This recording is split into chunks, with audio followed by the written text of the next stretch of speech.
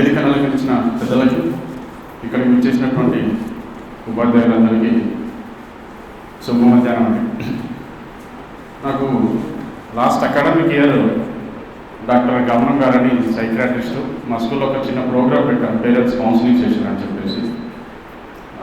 Doctor గమనం ద్వారా నాకు భాస్కర్రాజు గారు పరిచయం అయ్యారు.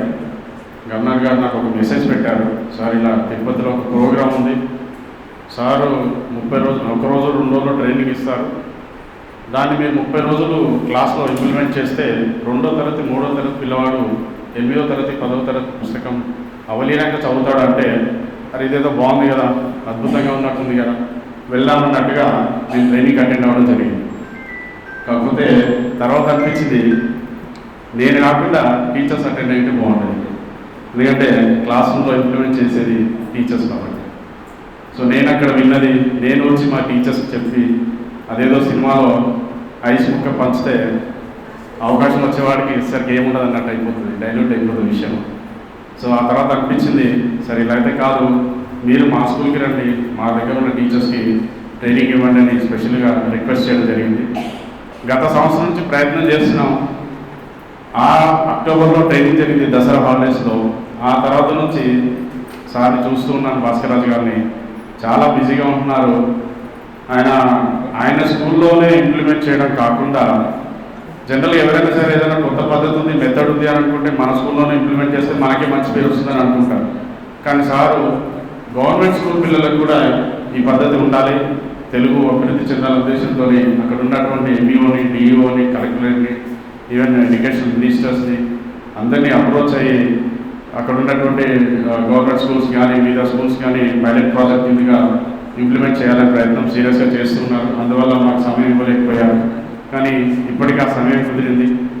సో ఇక్కడ మా స్కూల్లోనే, అంటే మా రెయిన్బో స్కూల్లోనే కాకుండా మేము ఒక కరస్పాండెన్స్ కొంతమంది మిత్రులు ఉన్నాం. అక్కడ ఉన్న మీకు మిత్రా టీమ్ అని ఉంది. సో మా మిత్రా టీంలో ఉన్నటువంటి అన్ని స్కూల్స్ టీచర్స్కి ట్రైనింగ్ ఇవ్వండి సార్ అని రిక్వెస్ట్ చేయడం జరిగింది. అదేవిధంగా మా మిత్రా టీం మెంబర్స్ అందరినీ అడగడం జరిగింది, వాళ్ళు కూడా యాక్సెప్ట్ చేశారు. సో దాంట్లో భాగంగానే ఈరోజు ఇక్కడ మనం గ్యాదర్ అయ్యాం. సో మా యొక్క రిక్వెస్ట్ని మన్నించి మాకు ఇక్కడ ట్రైనింగ్ ఇచ్చినాక వచ్చినటువంటి భాస్కర్రాజు గారికి ధన్యవాదాలు తెలియజేస్తాం. అట్లాగే ఇందాక ఒక టీచర్ చెప్పారు మధుసారి గురించి. సో టీచర్కి మధుసారి గురించి బాగా ఇంతకుముందు చాలా రోజుల నుంచి పరిచయం ఉన్నట్టుంది. నాకు ఆల్మోస్ట్ ఒక 1 ఇయర్ నుంచి పరిచయం ఉంది. సో గత 1 ఇయర్గా నేను అబ్జర్వ్ చేస్తున్నాను,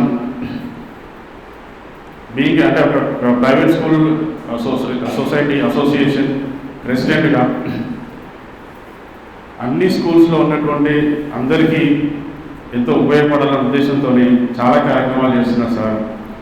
అందులో భాగంగా సైన్స్ టీచర్స్కి 5 రోజులు ట్రైనింగ్ పెట్టారు. యాక్చువల్ మా స్కూల్ నుంచి పంపిద్దాం అనుకున్నాం, కానీ 5 రోజులు అయినా సరే పంపించలేకపోయాం. కానీ ఒకసారి ఆలోచించండి, ఎంతమంది అన్ని స్కూల్స్కి డెవలప్ చేయాలనే ఉద్దేశంతో ఇలాంటి సెషన్స్ అరేంజ్ చేస్తారు ఇప్పుడున్నటువంటి కాంపిటీషన్ స్పిరిట్లో అనగా. అలాగే కొంతమంది ఎమినెంట్ పర్సనాలిటీ తీసుకొచ్చి 2-3 సార్లు టీచర్స్కి ప్రేరణ పేరుతో కోచింగ్ ఇప్పించడం జరిగింది. సో దానికి కూడా మధుసూదన్ గారికి ధన్యవాదాలు తెలియజేస్తున్నాం.